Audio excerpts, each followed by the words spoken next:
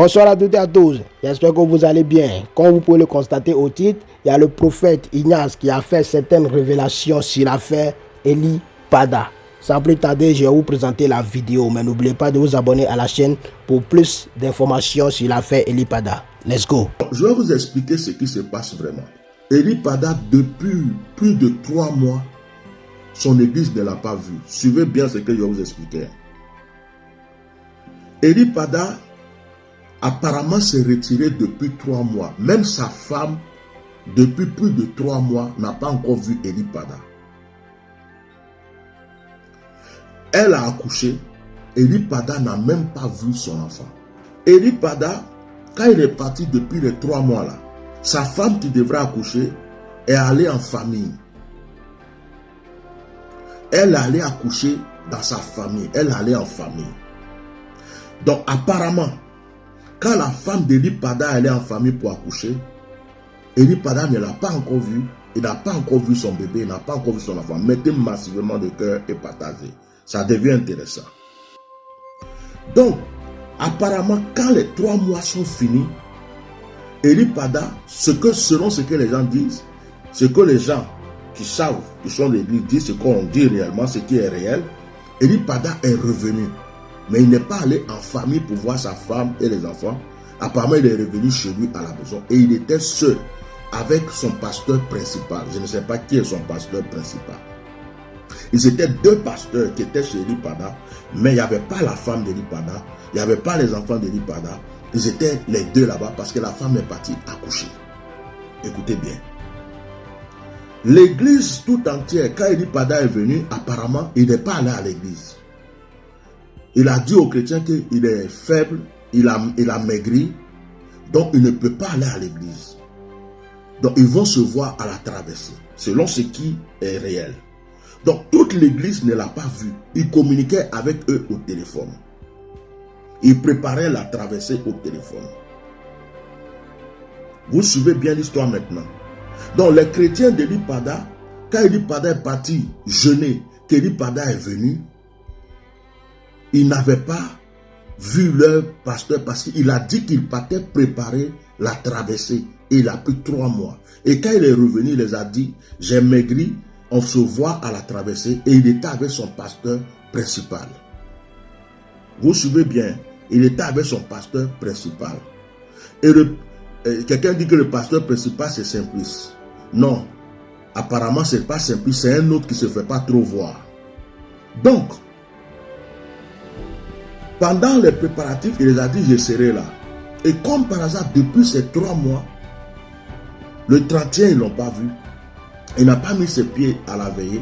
Ils ne l'ont pas vu. Sa femme ne l'a pas vu depuis les 3 mois où il s'est retiré. Elle a accouché. Elle n'a pas vu son mari. Le mari n'a pas vu ses enfants. Et c'est dans cette histoire qu'on est jusqu'à actuellement. Donc, si effectivement Eli Pada était revenu depuis ces 3 mois, et il paraît qu'il y avait des cargos garés devant chez lui, des voitures banalisées, des voitures vite teintées qui étaient garées. Même à la veillée, il y avait des voitures vite teintées, plaques jaunes qui étaient là, qui attendaient pour voir s'il va venir ou pas. Et il y avait d'autres qui étaient garés vers chez lui. Vous suivez ce que je vous dis, hein? Suivez bien, retenez bien cette partie. Il y avait d'autres qui étaient à la veille déjà, des voitures noires, plaques jaunes, des voitures du gouvernement, voitures, plaques jaunes, vitres teintées, qui étaient autour de la veillée. Des voitures, plaques jaunes, étaient, comme on appelle, devant chez lui, vers chez lui. Vous suivez bien ce que je vous dis, hein? Et comme par hasard, les gens n'ont pas vu Eli Pada à la veillée. Depuis qu'il est parti, depuis ces 3 mois préparés et revenus, ils ne l'ont pas vu jusqu'à aujourd'hui. Ça veut dire quoi? S'il était chez lui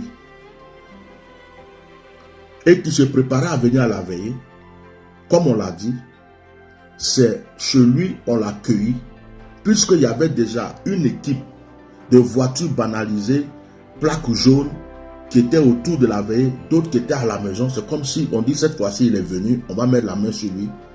Donc, s'il était à la veille, ils allaient le prendre. S'il était chez eux, ils allaient le prendre. Et donc, ils l'ont pris. Vous voyez? Donc, ce qui se passe, il y a quelqu'un qui dit, toi, tu étais là. Je n'étais pas là, mais il n'y avait pas des aveugles là-bas. Les gens ont bien vu les voitures. Donc ça, pour ça, on ne va pas te répondre. C'est une distraction. Au revoir. Donc, sûrement, ils l'ont pris chez lui. Ils l'ont cueilli avant d'aller à la veille. Et voilà l'histoire. Et s'ils l'ont cueilli, c'est dans la tenue même qu'on l'a vu là, qu'ils ont dû le cueillir. Où il se préparait pour aller à la veille. Bon.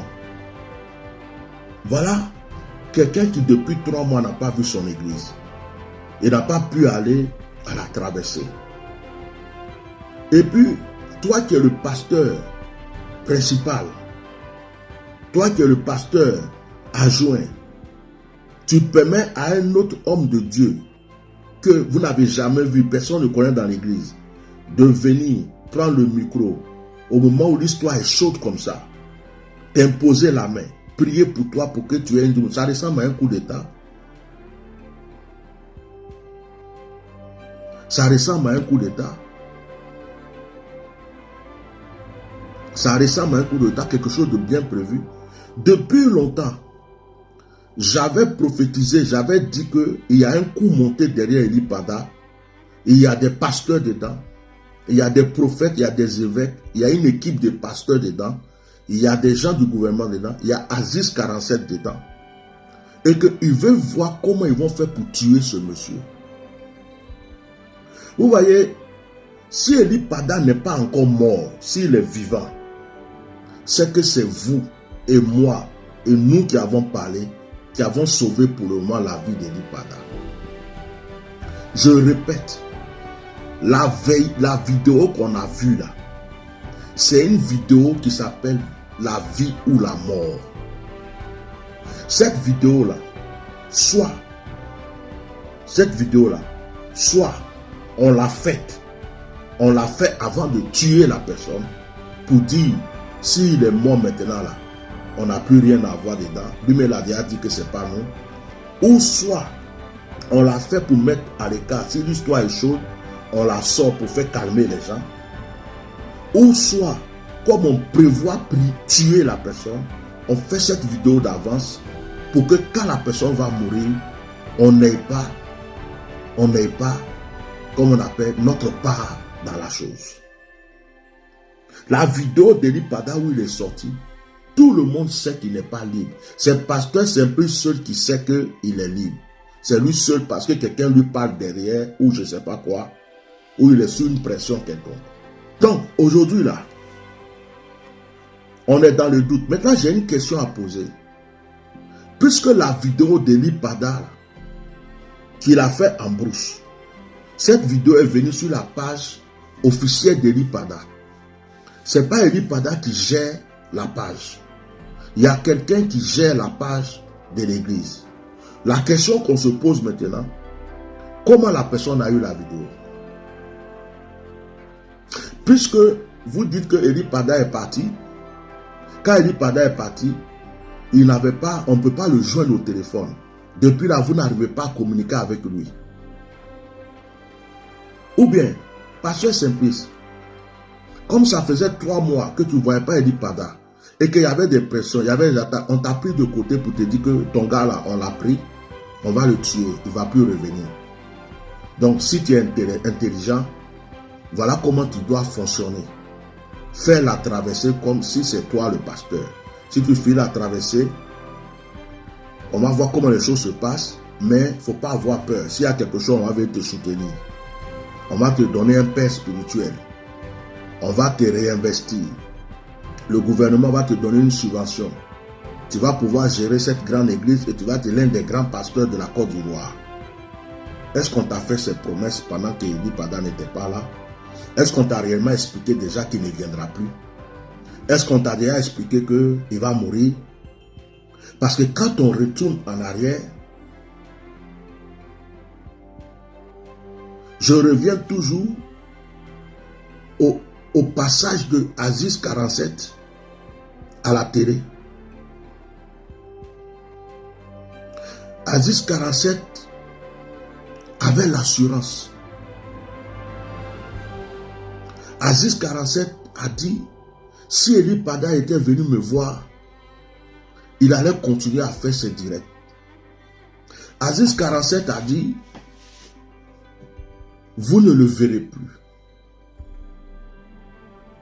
Aziz 47 a dit ça. Ça là, c'est pas révélation. C'est pas prophétie. C'est pas parole de connaissance. C'est quelqu'un qui sait quelque chose qui dit. Vous n'allez plus le voir. Vous ne le verrez plus.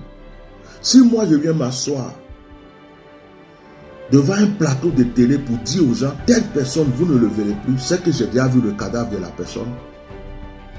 Ou c'est que je sais que cette personne-là va mourir. Là où il est là, il ne pourra plus jamais sortir. Donc Aziz 47 avait déjà prévenu pour dire que vous n'allez plus le voir. Le monsieur là, il ne va plus parler. Vous n'allez plus le voir. Mais malgré qu'Aziz 47 a dit ça, on a vu une vidéo où le monsieur a parlé, mais il était dans le noir. Est-ce que la vidéo avait été faite avant qu'on le tue?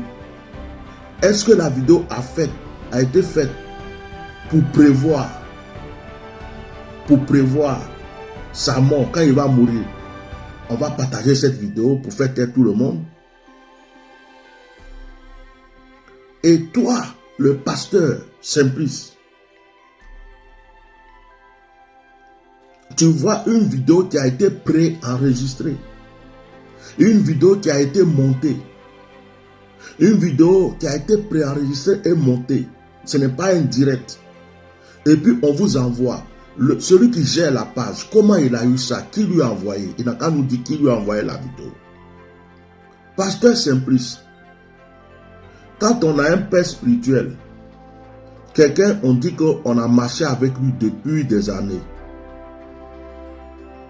On doit connaître sa manière d'être, on doit connaître sa nature, et on sait ce que notre père spirituel aime, on sait ce que notre père spirituel n'aime pas.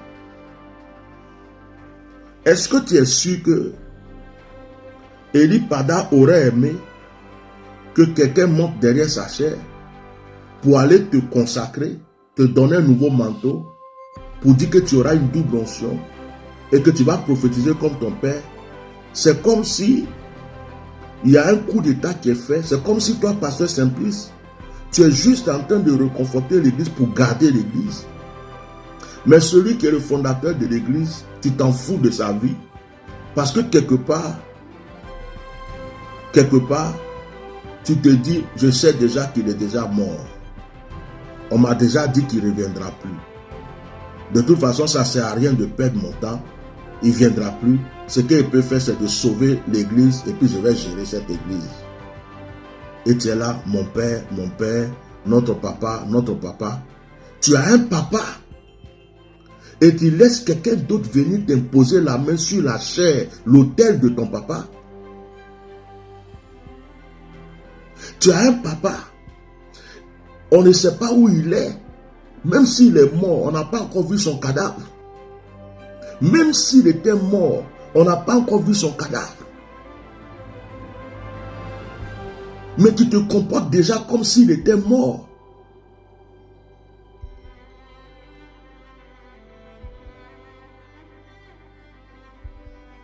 Tu te comportes comme s'il n'allait plus jamais revenir. Tu étais sûr de toi, tu parlais avec joie, tu étais à l'aise. Et tu as invité un homme de Dieu venir t'imposer la main, venir te consacrer en public, venir te donner une double onction apparemment, et te dire de prophétiser comme ton père. C'est-à-dire qu'à partir du moment où c'est toi qui es là, si vous n'avez pas encore tué Eli Pada, laissez le monsieur la sortir.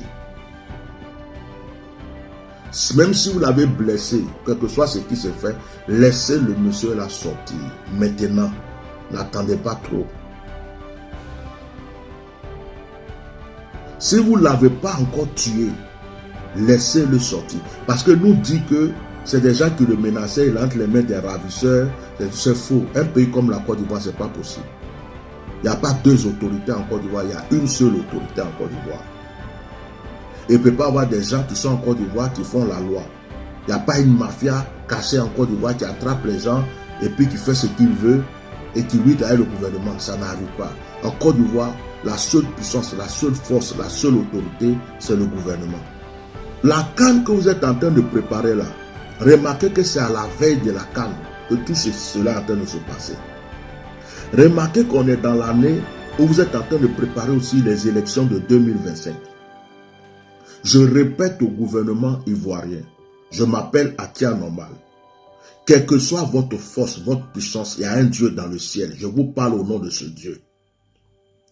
Si vous n'avez pas encore tué ce monsieur, s'il respire encore, laissez-le rentrer chez lui pour retrouver sa femme et ses enfants. Si vous l'avez déjà tué, déposez son cadavre quelque part, on va ramasser pour le pleurer et pour l'enterrer. Mais le maintenir quelque part, pendant votre préparation de CAN, le maintenir quelque part, pendant que vous préparez encore les trucs, vous croyez qu'il va vous prophétiser c'est pas lui, il n'est pas Dieu. C'est pas lui qui va changer des choses. Il peut vous mentir, raconter des choses, mais il n'est pas Dieu. Laissez-le rentrer chez lui. À tous les pasteurs qui sont complices, parce qu'il y a beaucoup de pasteurs qui sont complices. Des bishops, archibishops, des mamailleurs, des évêques, des ceci, cela, qui savent réellement ce qui se passe. Ils ont déjà fermé leur bouche pour leur dire le gars là, il est dans tel endroit. Soit on leur a dit le gars est mort, ou soit on leur a dit le gars là, on va le tuer tant. On a fait faire la vidéo parce qu'on était prêt à le tuer.